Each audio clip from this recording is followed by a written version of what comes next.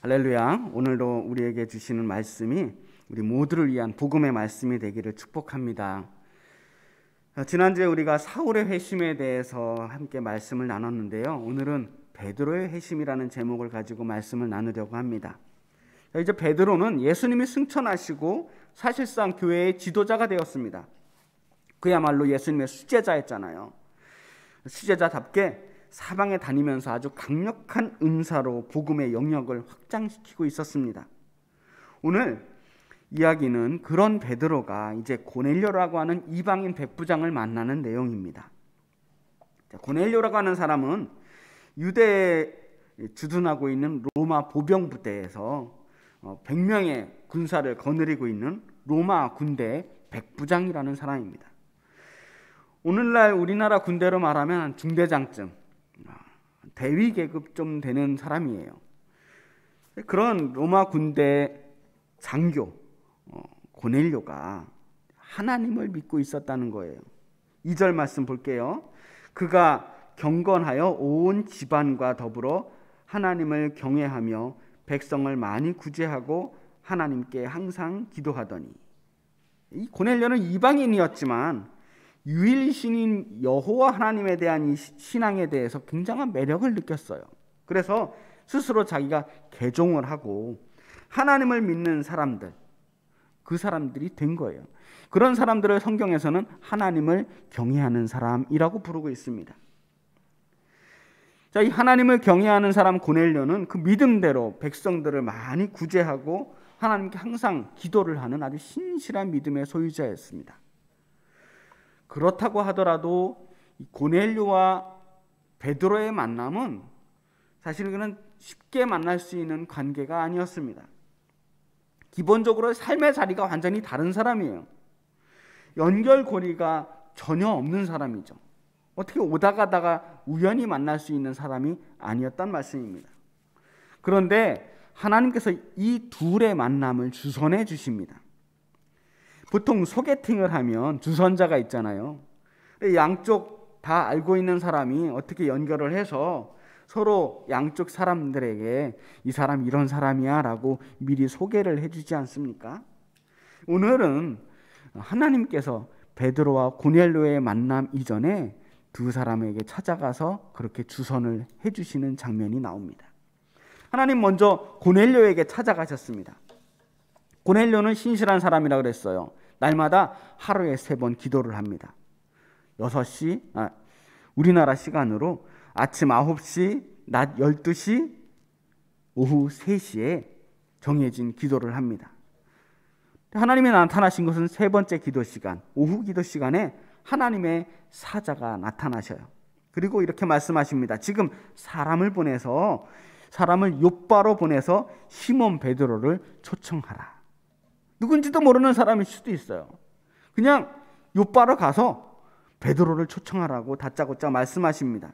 심지어 베드로가 지금 욥바의 누구네 집에 머무르고 있는지까지 알려주면서 거의 내비게이션으로 좌표를 딱 찍어주시는 거예요. 거기 가서 만나는 사람, 그 사람 베드로 데리고 오라는 거예요. 그렇게 고넬료는 아직 한 번도 만나지 못했던 이 베드로라고 하는 사람을 무작정 하나님의 명령으로 초청하게 됩니다. 그리고 하나님은 이제 베드로를 찾아갑니다. 베드로는 날마다 정해진 시간마다 기도를 해요. 하루에 3번 기도를 하는데 낮 12시 기도 시간입니다. 베드로는 사람이 없는 한적한 곳을 찾아요. 그게 어디였냐면 지붕 위였습니다. 지붕 위라고는 하지만 오늘날 우리가 생각하는 이런 뾰족한 지붕이 아니고 유대인들의 지붕은 계단을 통해서 올라갈 수 있는 평평한 지붕입니다. 옥상이라고 보는 게 오히려 좋을 것 같습니다. 바닥이 평평한 옥상에 자리를 깔고 조용히 예루살렘 성전을 향해 바라보면서 기도를 하고 있을 때였습니다. 그때 베드로에게 환상이 보여요.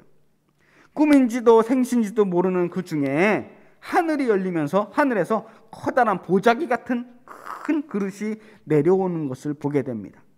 그리고 그 아주 커다란 그릇 위에 각종 4발 달린 짐승과 기는 것과 공중에 나는 것들이 있었다라고 말합니다. 각종 4발 달린 짐승, 배로 기는 것, 공중에 나는 것. 아마 그것들은 유대인들이 먹지 못하는 짐승들이었을 겁니다. 돼지고기나 혹은 낙타고기나 아니면 배로 기는 뱀이나 파충류들 혹은 먹지 못하는 부정한 새들이 가득했다는 겁니다. 무슨 짐승이었는지는 중요하지 않아요. 그런데 분명한 것은 그 큰 그릇 안에 온갖 짐승들, 절대 먹지 못할 부정한 음식들로 가득했다는 겁니다. 그런데 하나님께서 베드로에게 명령하셔요. 그것들을 잡아 먹으라는 겁니다. 베드로는 태어나서 한 번도 그런 음식을 먹어본 적이 없습니다. 베드로뿐만이 아니라 유대인들은 기본적으로 그런 음식은 먹어서는 안 되는 음식이고 음식 취급조차 하지 않았어요. 먹을 수 없는 것들입니다.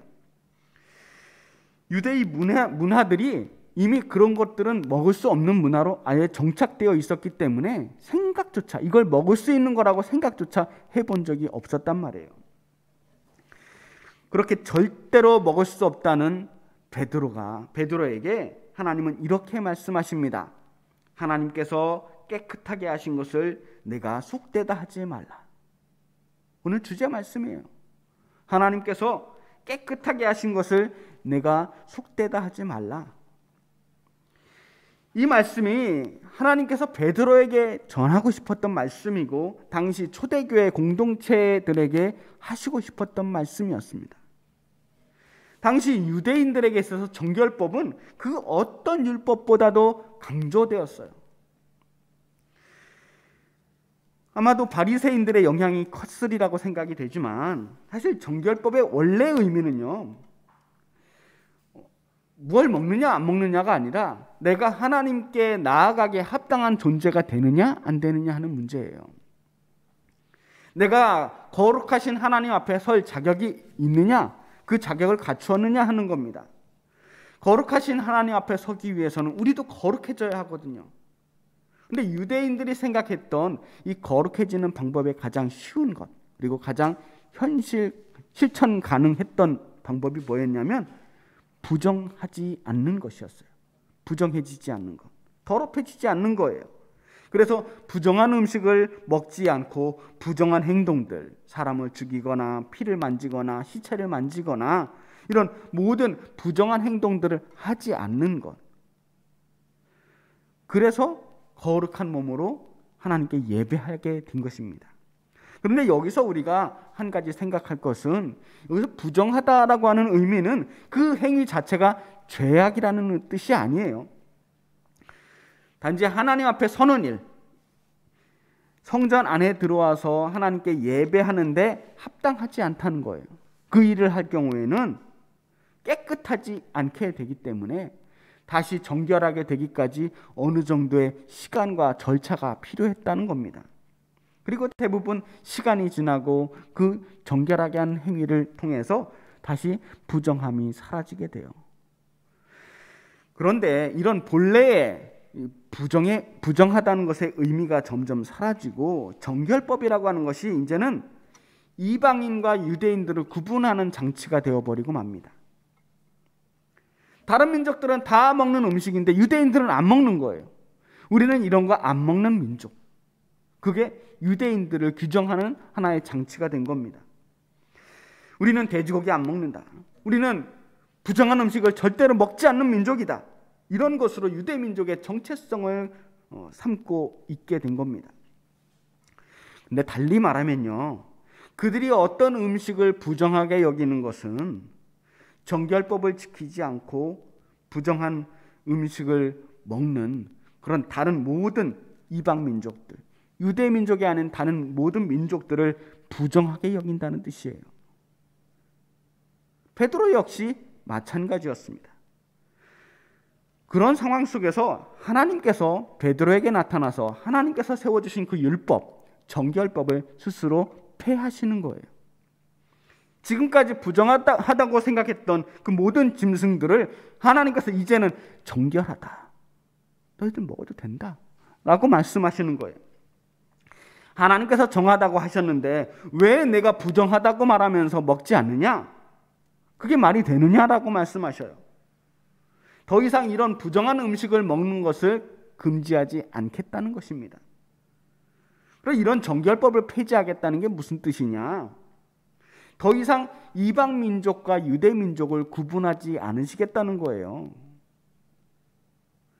이 세상에 부정한 동물이 없다면 어떠한 인간도 부정해질 일이 없습니다.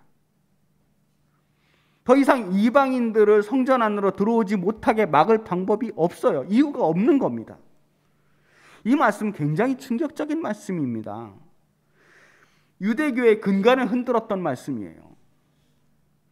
더 이상 이방인과 유대인들을 구분할 기준이 없어진 거예요. 수천 년에 지켜왔던 그 전통들이 무너지는 순간입니다. 베드로가 깜짝 놀라서 이 말씀을 거부하는 것도 무리가 아니죠. 그래서 하나님은 똑같은 환상을 계속 반복적으로 3번이나 보여주면서 받아들일 때까지, 이해가 될 때까지 반복해서 보여주시는 겁니다. 베드로가 인정할 때까지, 확신을 얻을 때까지. 이건 정말 어쩌다 보이는 환상이 아니라 하나님께서 나에게 보여주시는 확실한 메시지라는 것을 깨달을 때까지 보여주신 겁니다. 지금 이 말씀이 꿈이 아니라는 것, 분명한 하나님의 메시지라고 하는 것을 보여주신 겁니다. 그리고 마침내 베드로가 그 말씀을 이해하게 됐어요. 이 환상이 무엇을 의미하는지를 깨닫게 되었습니다. 그러나 아직 그 말씀이 가슴 깊이 와닿아서 행동으로 옮기지는 못했던 것 같습니다. 오늘 말씀에서 베드로는 환상 중이지만 끝까지 그 부정한 음식들을 잡아먹지는 못한 걸로 되어 있습니다. 하지만 하나님께서는 이제 그 다음 단계로 그 계획을 넘기십니다. 고넬료라고 하는 이방인을 소개해 주는 거예요. 애초에 하나님께서 이 환상, 큰 보자기 같은 그릇의 환상을 보여주신 이유는 고넬료를 만나기 위한 준비 작업에 해당하는 것이었습니다. 다짜고짜 이방인을 만나보라고 이야기하시는 것이 아니라 미리 밑밥을 깔아놓으신 거예요. 우리 지난번에 우리가 빌립 집사가 에디오피아 내시에게 복음을 전하고 세례를 베풀었던 사건 기억하실 겁니다. 그렇지만 그 사건을 베드로가 접했어도 그러한 행동들이 어떻게 우연히 한 번 일회적인 사건으로는 이해가 됐을지 모르지만 베드로의 이방인에 대한 생각을 완전히 바꿔놓지는 못했거든요.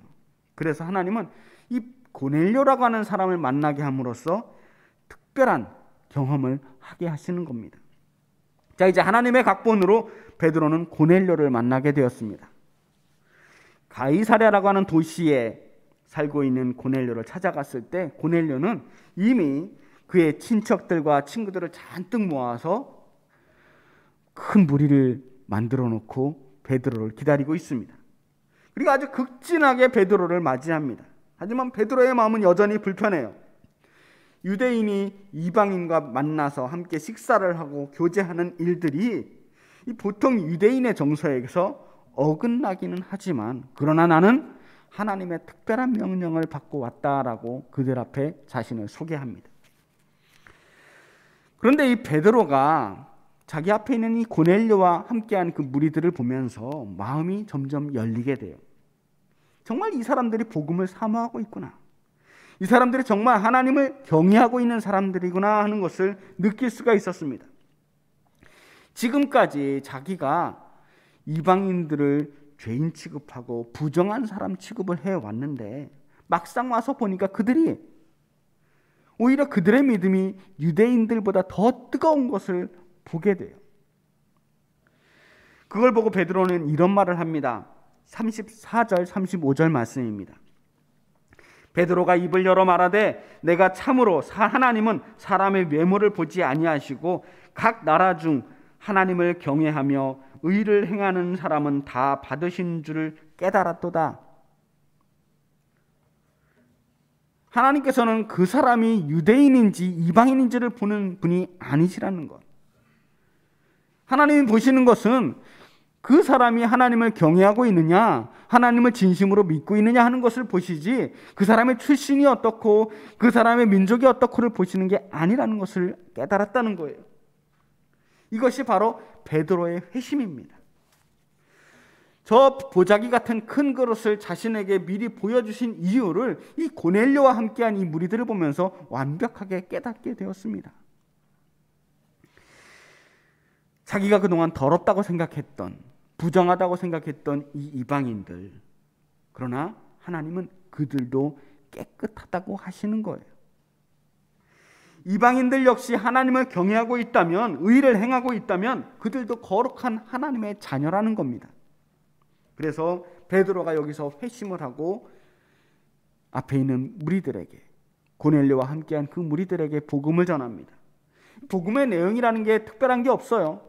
지금까지 유대인들에게 전했던 그 복음 그대로 똑같이 이 이방인들에게 전하고 있습니다. 부활하신 예수님께서 우리들을 구원하신다라고 하는 이 복음을 전했을 때 그때 그 자리에서 성령이 임하십니다. 거기 있는 모든 사람에게 성령이 임하셨어요. 그리고 그것을 본 베드로와 함께한 모든 무리들이 깜짝 놀라게 돼요. 이방인들을 사랑하시는 줄은 알았지만, 이방인들도 깨끗하다고 말씀하시는 줄은 알았지만 그 이방인들에게도 성령이 임할 줄은 그들도 미처 몰랐던 거예요. 이제 정말 새로운 시대가 열렸습니다. 이방인들이 성령을 받고 방언을 받고 정말 하나님께 영광을 돌리는 모습들을 보게 됩니다. 이제 베드로는 완전히 돌아섰어요. 47절 48절 말씀 볼게요. 이에 베드로가 이르되 이 사람들이 우리와 같이 성령을 받았으니 누가 능히 물로 세례 베품을 금하리요 하고 명하여 예수 그리스도의 이름으로 세례를 베풀라 하니라. 그들이 베드로에게 며칠 더 머물기를 청하니라. 그들에게 세례를 줘요. 공식적으로 그리스도의 공동체 안으로 받아들이기로 결정을 한 겁니다. 초대교회 지도자 베드로가 공식적으로 행했던 일입니다. 이제 초대교회는 더 이상 유대교의 한 분파가 아니에요. 이미 유대인들에게서 쫓겨나기도 했지만 더 이상 그들이 믿는 하나님은 유대인들만을 위한 하나님이 아니게 되었습니다. 어느 순간 그들도 모르는 사이에 이제 완벽하게 새로운 종교로 거듭나게 된 거예요. 이것이 하나님의 각본이었습니다. 베드로의 회심은 이제 초대교회의 공식적인 방향 전환이 시작되었다라고 하는 것을 보여줍니다. 사실 베드로의 회심은 사울의 회심과 완전히 달라요.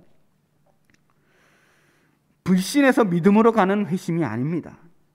하나님을 보는 관점이 달라지는 회심이에요. 나만을 위한 하나님이 아니라 온 세상을 위한 하나님을 보게 되는 회심이었습니다. 이제 복음은 모든 사람을 위해 열린, 모든 이들을 위한 복음이 되었습니다. 저는 오늘 이 말씀을 통해서 하나님께서 한 사람의 마음을 돌이키기 위해서 얼마나 분주하게 바쁘게 움직이셨는지를 보게 되어요. 그만큼 하나님께서는 이 회심을 향한 의지가 아주 강력했다는 거예요. 간절하셨어요. 하나님께서는 저 조그만한 땅덩어리, 저 강원도만한 땅덩어리, 그 유대인들만을 위한 하나님이 되고 싶지 않으셨던 거예요. 이스라엘에 있는 그 민족 하나 구원하시려고 이 땅을 만드신 것이 아니고 이 땅에 그리스도를 보내주신 것이 아니라는 거예요. 유대인들이 거룩하면 얼마나 거룩하고 또 대단하면 얼마나 대단하겠습니까? 설령 그들이 아무리 신실하다고 하더라도 그 몇 명 안 되는 사람들 구원하시려고 그 나머지 이 넓은 지구 땅덩어리에 수억 명, 수십억 명의 그 사람들이 죽어가는 것들을 그냥 보고만 계실 분이냐는 거예요.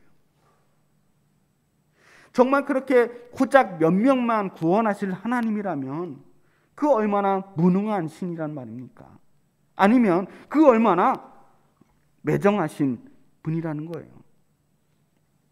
그러나 하나님은 모든 사람을 사랑하신다고 말씀하셨습니다. 하나님께서 모든 사람을 사랑하신다는 것은 그 모든 사람을 구원하기를 원하신다는 거예요. 설령 그 사람들이 때로는 흠이 있고 죄를 짓고 부정하기도 하고 타락하고 하나님을 배신하기도 하고 정말 형편없는 존재라고 할지라도 그들을 그대로 포기하고 싶지 않으셨다는 말씀입니다. 하나님은 절대로 포기하지 않으셔요. 근데 하나님은 포기하지 않는데 사람들이 자꾸만 포기합니다. 사람들이 자기 생각으로, 자기 지레 짐작으로, 자기의 편견으로 자기 스스로 하나님이 되어서 사람들을 포기하는 거예요. 소위 먼저 구원받았다고 하는 사람들, 먼저 깨달았다고 하는 사람들, 자기가 거룩하다고 생각하는 사람들이 정말 조심해야 하는 것은 다른 사람들을 함부로 저 보자기 같은 큰 그릇 위에 담아놓는 일입니다. 어쩌면 우리에게 지금 보이는 그 커다란 보자기 같은 그릇은 베드로가 보았던 그 그릇보다 훨씬 더 클지 몰라요. 나와는 생각이 다른 사람들, 나에게 속해 있지 않은 다른 사람들, 우리의 기준과 잣대에 미치지 못하는 그 사람들을 함부로 평가하고 재단하고 경멸하고 혐오하고 미워하면서 그들을 부정하다고, 그들을 구원에 이르지 못할 사람들이라고, 그들은 네 발 달린 짐승들이고 기어다니는 파충류들이고 절대로 우리와 상종하지 못할 무리들이라고 눈살을 찌푸리며 그들과 상대하지 않으려고 하는 모습들, 그게 그 커다란 보자기 위에 다른 사람들을 올려놓는 행동들이에요. 여러분, 정말 우리 기준에 완벽하게 차는 사람들이 몇이나 됩니까? 여기저기 온통 흠집과 죄악으로 가득한 세상이잖아요. 도무지 형편없는 교인들이 있어요. 형편없는 성도들 왜 없겠습니까? 형편없는 정치인들이 있고 형편없는 인간 쓰레기들, 온갖 음란하고 패역한 세대들, 거짓과 편견에 찌들어버린 수준 이하의 벌레 같은 사람들이 존재합니다. 너무 많아요. 저도 인정합니다. 뉴스 보기가 부끄러워요. 화가 납니다. 이 세상은 정말 쓰레기 같은 인간들, 벌레 같은 인간들이 너무 많아요. 인간도 되지 못한 사람들이 완장을 차고 권세를 가지고 존경받겠다고 말하는 세상입니다. 사람들 마음이 다 그렇죠. 보는 눈이 다 비슷합니다. 그래서 그런지 요즘에는 자기 기준에 맞지 않는 사람들을 향해서 벌레라고들 이야기하는 사람들이 많아요. 무슨 벌레. 뒤에 충자 붙는 사람들이 있잖아요.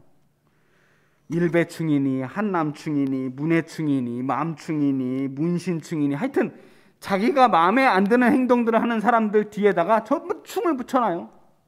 벌레 취급을 하는 겁니다. 아예 인간 취급을 하고 싶지 않은 거죠. 그렇게 씹고 뜯고 맛보고 즐기면서 온갖 사람들을 그 커다란 보자기 위에 전부 담아놓는 겁니다. 거룩한 구원받은 우리들은 그런 사람들과는 다르다고, 그런 사람들과는 상종하지 않겠다고 말하는 거예요. 이런저런 이유로 수많은 사람들이 부정한 무리가 되어서 우리의 구원의 손길에서 멀어져 가고 있습니다.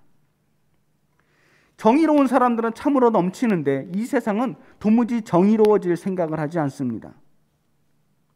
서로가 서로에게 악한 존재가 되어가기 때문이 아닐까요? 서로 혐오하고 서로 그 보자기 안에 상대방을 그 부정한 음식 취급하면서 집어넣고 있는 세상이 아니냐는 거예요. 오늘날 절대의와 절대정의, 절대적인 기준이 존재하지 않아요. 이 사람이 보기엔 저 사람이 나쁜 것 같고 저 사람이 보기엔 이 사람이 나쁜 것 같아요. 어떤 놈이 나쁜 놈인지 확연하게 드러나는 선과 악의 구분이 사라지고 있는 시대예요. 그런 상황에서 우리는 서로가 서로를 악하다고 말하는 시대에 살고 있는 겁니다. 물론 믿음과 정의를 위한 확신이 필요합니다. 우리의 사명은 그런데 악한 사람들을 미워하고 비판하고 손가락질하는 것이 아니라 그들에게도 구원의 손길을 내미는 것이어야 합니다. 그들을 향해 찾아가서 그들에게 복음을 전하고 사랑해야 하는 것이 우리들의 사명입니다. 우리들의 사명이 악을 심판하고 응징하는 일이라고 착각해서는 안 돼요. 정의의 이름으로 악을 심판하던 사람들에 의해서 사실은 더 큰 악들이 행해져 왔음을 우리는 역사를 통해서 배워왔습니다. 자유와 민주를 위해 정의를 위해 싸운다는 명분으로 오늘날에도 곳곳에서 전쟁과 폭력이 자행되고 있습니다. 옳은 일을 하는 것이라고 믿는 사람들에 의해서 저질러지는 폭력은 더욱 무자비하고 비타협적입니다. 자신의 행동에 거리낌이나 양심의 가책이 없어요. 왜냐하면 그들이 옳다고 믿기 때문입니다. 그래서 더욱 잔혹한 것입니다. 사람들이 스스로 자기가 심판자의 자리에 서기 때문에 일어나는 일들입니다. 그럼에도 하나님께서는 그 모든 사람까지도, 도무지 우리가 인정하고 싶지 않은 그 사람까지도 구원하시기를 원하시는 거예요. 그 마지막 한 사람까지도, 우리는 버리고 싶은 그 파충류 같은 사람들까지도 하나님은 구원하시고 싶다는 것입니다. 도저히 그 사람과 함께 살아갈 수 있을까 싶은 그 사람까지도 하나님은 구원하시겠다는 겁니다. 그게 바로 원수를 사랑하라는 일이에요. 그런 마음 덕분에 우리들도 구원을 받은 겁니다. 하나님의 그런 사랑이 없었다면 우리가 어떻게 구원받을 수 있었겠어요? 구원받을 자격이 없는 우리들, 도저히 사랑받을 일을 하지 못했던 우리들까지도 하나님께서는 사랑하고 계시잖아요. 나를 사랑하시는 그 하나님께서 나를 구원하신 그 마음으로 모든 사람을 지금 사랑하고 계신 겁니다. 나도 사랑받았는데, 나도 구원받았는데, 이 세상에 구원받지 못할 사람은 어디에 있단 말입니까? 기독교는 바로 그 마음에서 시작되는 겁니다. 베드로가 고넬료를 만나는 그 마음이 바로 이 지점에서 시작된 겁니다. 하나님께서 선하시다고 하시는 것을 우리가 부정하다고 말할 수 없습니다. 오늘날 부모가 자식을, 또는 자식이 부모를 이해하지 못하는 시대입니다.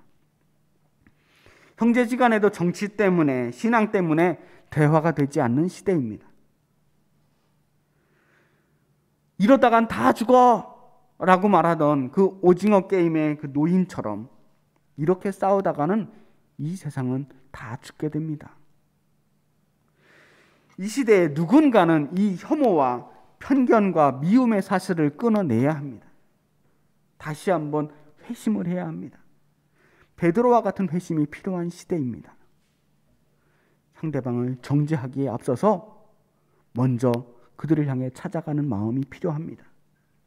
조금만 더 너그러운 그리스도인이 되었으면 좋겠습니다.